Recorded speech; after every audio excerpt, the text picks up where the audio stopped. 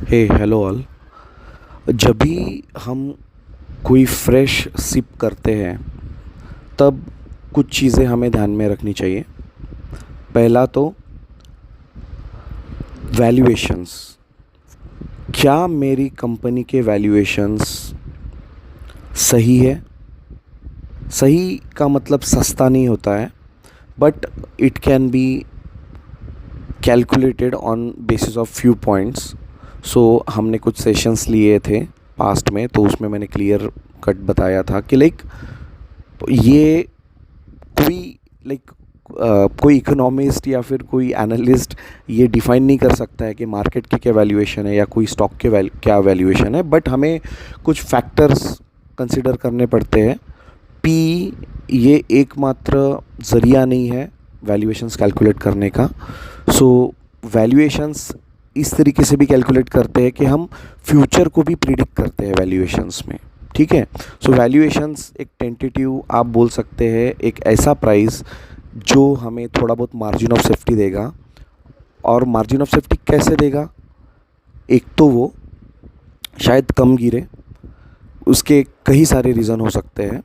क्योंकि काफ़ी गिर चुका है, क्योंकि उसके करंट रिज़ल्ट्स या फ्यूचर रिज़ल्ट्स अच्छे हैं, क्योंकि उसके जो जो कोई भी प्रोडक्ट्स होंगे उसकी फ्यूचर डिमांड अच्छी हो सकती है, right. So there are many factors where the valuations are considered.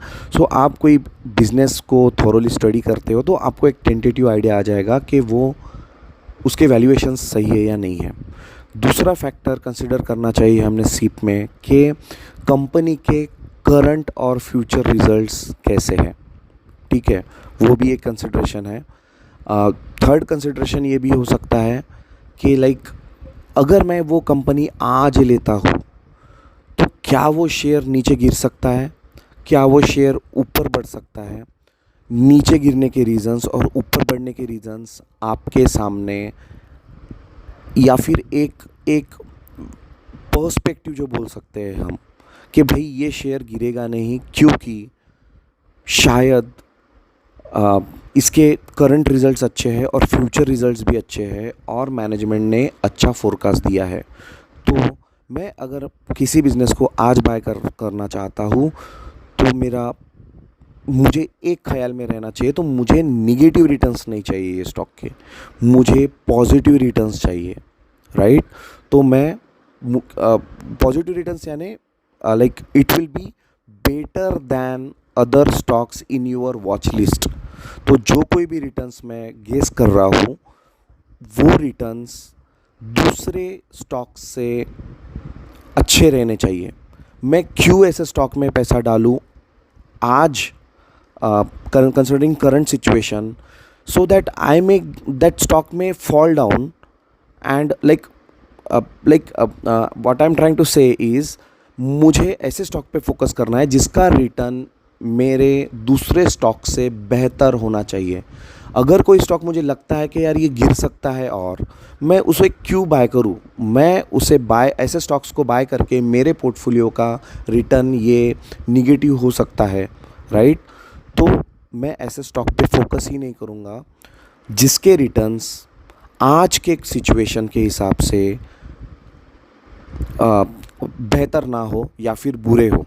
ठीक है, तो मैं ऐसे स्टॉक पे फोकस करूंगा जिसके रिटर्न्स कंसिडरिंग ऑल फैक्टर्स अच्छे हो।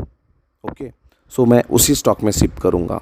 आई hope this 3 pointers are sufficient to you to think what to decide, what to buy. Okay, मैं ऐसे स्टॉक में बिल्कुल नहीं डालूंगा जिसके रिटर्न्स करंट सिचुएशन के हिसाब से अगले 6 महीने या 1 साल में अच्छे ना हो, राइट।